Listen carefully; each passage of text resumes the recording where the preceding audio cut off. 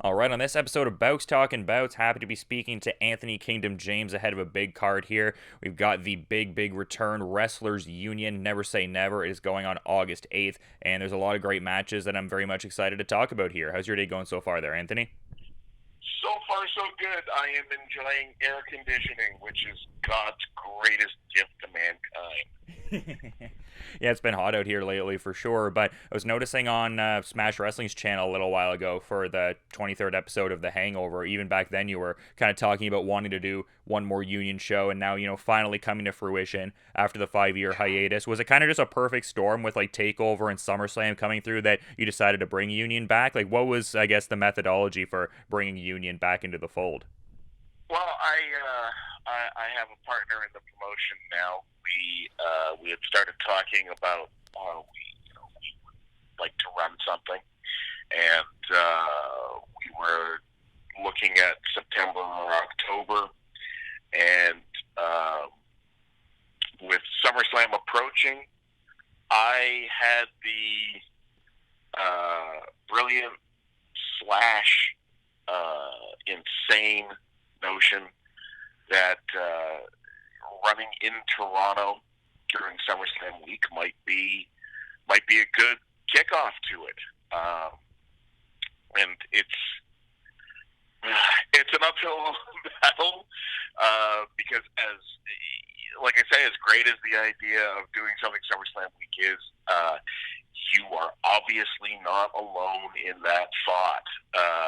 There are a virtual crap ton of shows being run that week, but we decided to give it a go, and so yeah, for the first time in 5 years, there's going to be a Wrestlers Union event in Toronto on Thursday, August 8th.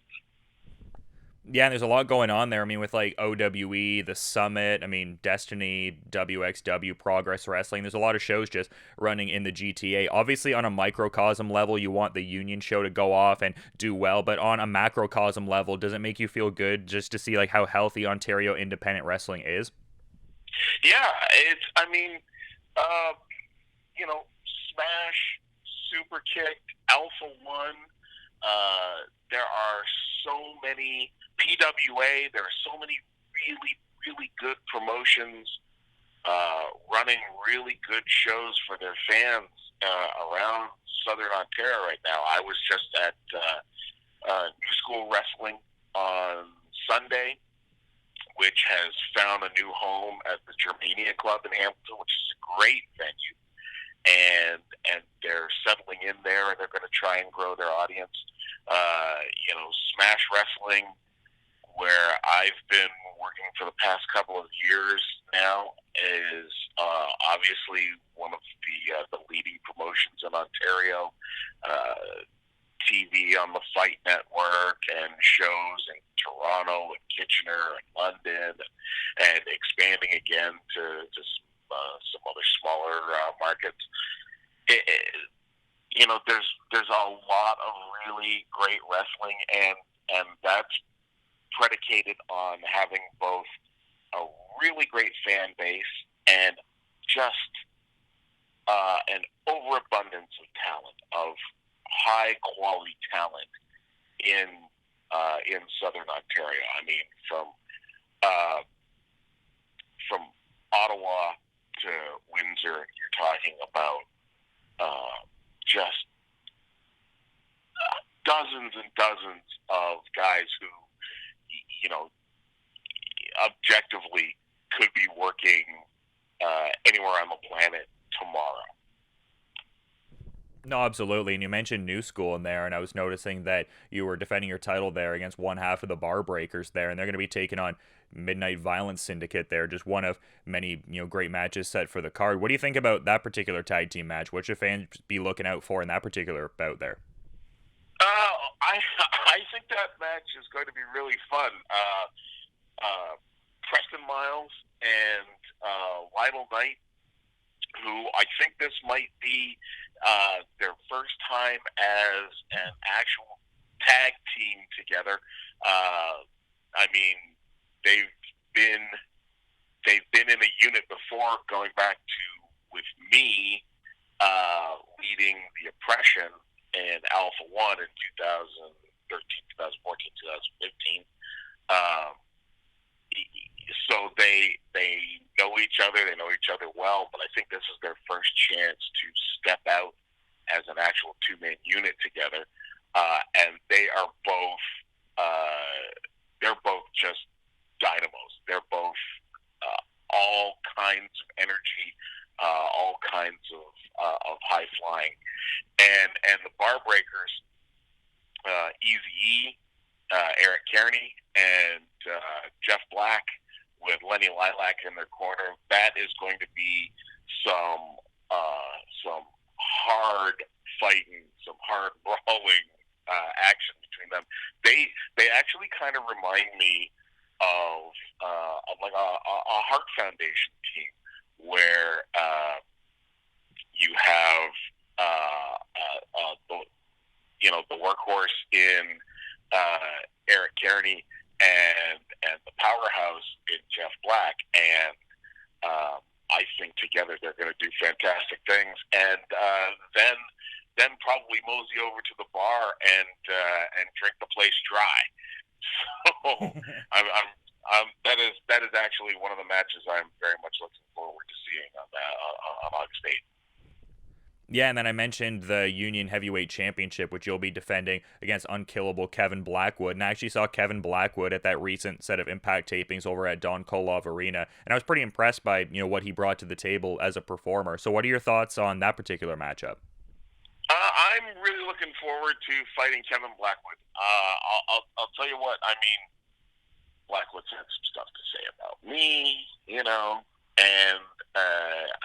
an old man, and I'm standing in the way. And I'll tell you what, he's absolutely right. I am an old man, and I am hanging on, and I am standing in the way of young talent because I like what I've got, and I don't feel like giving it up. And if that means putting Kevin Blackwood or anybody like him back on the shelf or out of wrestling, that's fine. Kevin Blackwood is an incredible young talent. I don't underestimate him for a moment. He is just anybody who meets him now, your most sincere hope is maybe he'll mention you in his Hall of Fame speech someday. He 3 years in, 2-3 years in, he is a more talented professional wrestler than I've ever been in 25 years. But I am one thing that he is not, and that is I am mean as goddamn hell. And I am willing to do anything, to claw, to scratch, to cheat and steal to win. And I'm not going to let anyone like Kevin Blackwood take what I've got. So, if you want to see a fight, then come to Never Say Never on August 8th. You're going to see one hell of a fight. Maybe hit him with the golden shovel to wrap things up.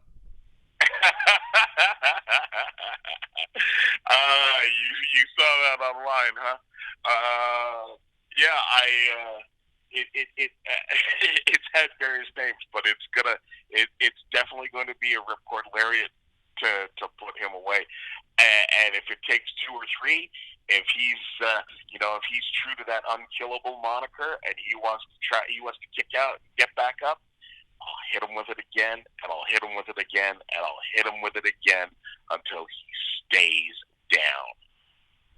Yeah, and the lineage of the title, I think, is pretty impressive as well. I mean, I was checking that out over at the website, and you have certain guys like, Ethan Page and Josh Alexander, some guys making big waves nowadays, but you also have names like Steve Corino and Matt Cross, so pretty rich lineage to the title and everything like that. But that kind of leads me to my next point, talking about the Northern Lights Championship, and that seems to be making a comeback, and that was like an amalgamation of a few different titles, like that PWA Canada Internet title and a variety of other belts and everything like that. So why did it feel like the good time now for you to, I guess, bring the championship back and set it up in a scramble type of match?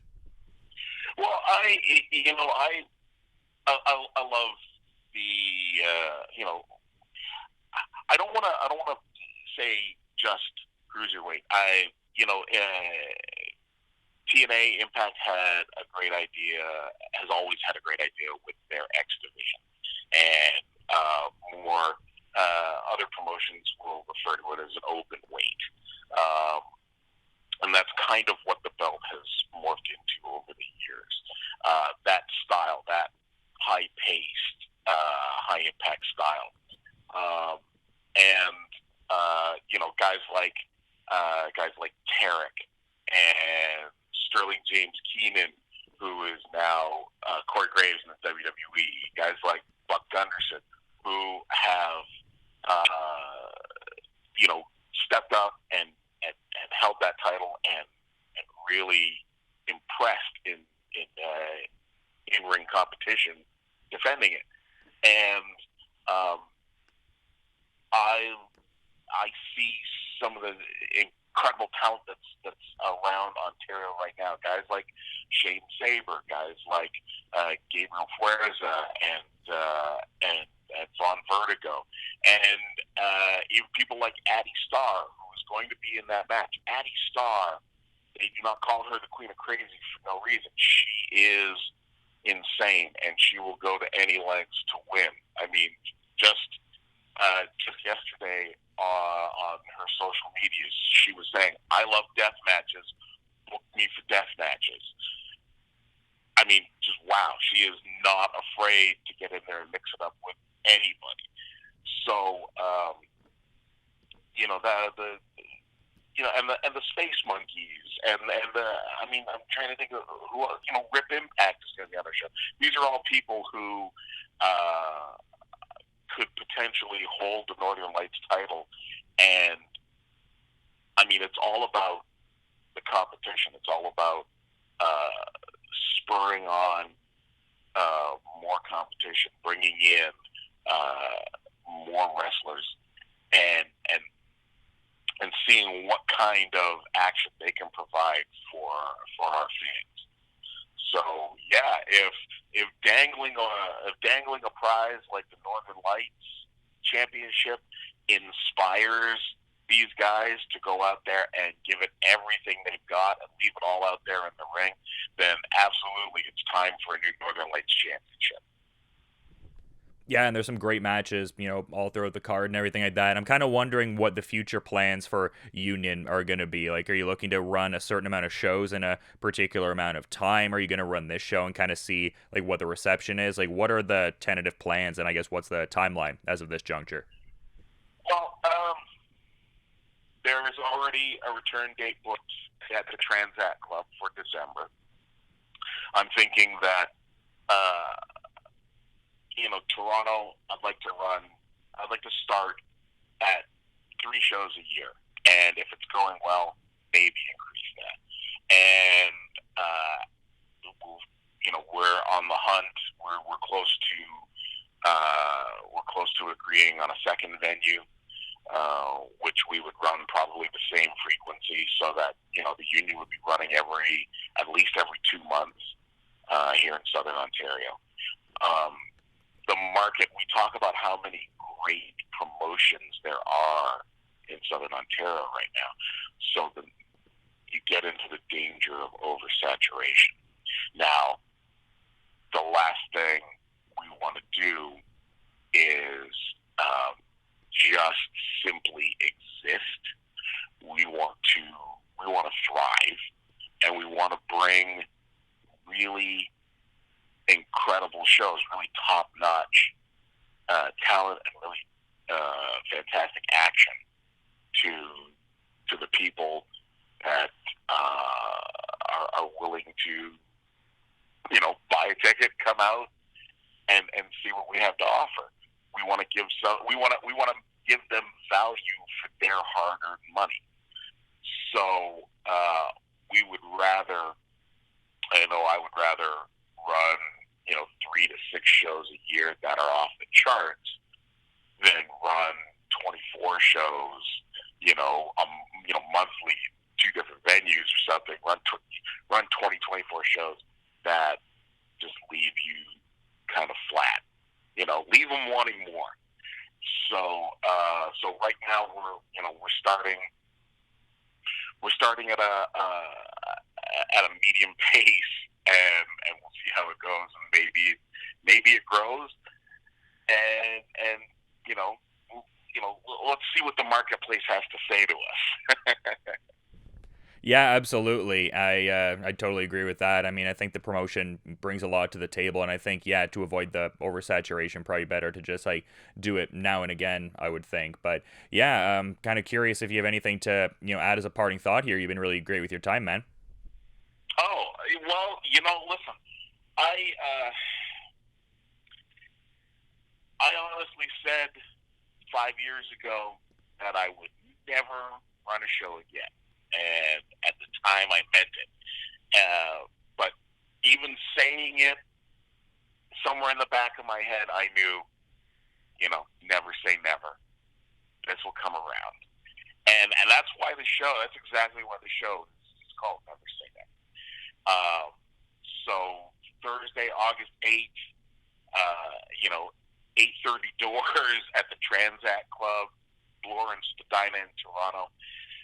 We're going to set up the ring. We're going to bring in a roster. We're going to put on a show. And I am hoping that in and amongst all the craziness of that week here in Toronto, that that we can get 150 fans to pack that building, and put their faith in us to give them an evening's entertainment, and just enjoy the return of the union. Because the better that show does, the better chance of it continuing and growing. And I don't want to quote poorly quote somebody like Steve Austin, but last week he stood in a ring on TV and he talked about family. And for me, it's not. I wouldn't use the word family. I'd use the word community. And wrestling, especially independent wrestling, really is a community. It's a community of wrestlers, of support staff, and of these fantastic fans who come out to enjoy what we do. And the expression, it takes a village. Well, it's going to take a community, it's going to take a village to resurrect this promotion and make it thrive again. And every person who buys a ticket, every person who comes to that show, every person who puts a few bucks behind the bar and makes the venue happy that we're there, everybody who buys merch at intermission, everybody who comes up to us afterwards and says, "Man, that was great. We really enjoyed it." That's all. That's what makes it all worth it. Is the success of putting on the show, the success of having people enjoy it, the success of knowing that they want you to come back so that they can enjoy it again. So I'm hoping that the community comes out and amongst all the $75 and $90 tickets that are going on that week at different shows, they come out and they plunk down their $20 at the Wrestlers Union to enjoy Never Say Never. Yeah, it's been a long road since Alex Pink and Wayne Bernard got you into wrestling there, eh? Holy God! What a deep dive on me personally, huh? Yeah. Which which reminds me, I should shoot them messages to see whether they want to come out to the show. Yeah, I got into wrestling. Two friends of mine when I was living in Scarborough at Finch and Warden in the early '80s, and they showed me all of the actor magazines, and then at that point here in Toronto, you were able to get a bunch of different wrestling on television. WWF, NWA was on the CTV station, CFTO, and TSN was showing Stampede, and they were showing a show called Pro Wrestling Plus, which was like an anthology of a magazine of matches from different promotions around North America that Ed Whalen hosted. And then Wayne, my friend Wayne, was working in a Japanese restaurant, and the owner was a wrestling fan, and his brother back in Japan was sending him tapes of All Japan and New Japan shows, and so we got to see those. We got to and City TV was showing Gino Brito International from Montreal. And I think CFMT, which was Channel 47 back then, they were showing Lucha Libre on Saturday afternoons. We got so much wrestling here in Toronto. It was insane. It was impossible not to become a wrestling fan. So yeah, I mean, and now you see what the industry is like with the WWEs and the AEW coming and Impact and the plethora of stuff you can get online. It's just amazing. So I hope that there are enough wrestling fans, enough young fans who are into the sport as much as I was at that age that want to come out and support the union. Well, I think it's going to be a great weekend for just pro wrestling in general, and people can check that show out going on August 8th, Wrestlers Union, Never Say Never. It's taking place at Transact Club on 292 Brunswick Ave in Toronto, and going to be a great show. People can get their tickets via Eventbrite, and I appreciate all the time and insights there, Anthony. Hope you enjoy the rest of your day, man. Yeah, thank you very much. Yeah, wrestlersunion.eventbrite.ca. Get your tickets now. Thanks for having me on, Dylan. No problem, man. It was a pleasure. You have a great rest of your day.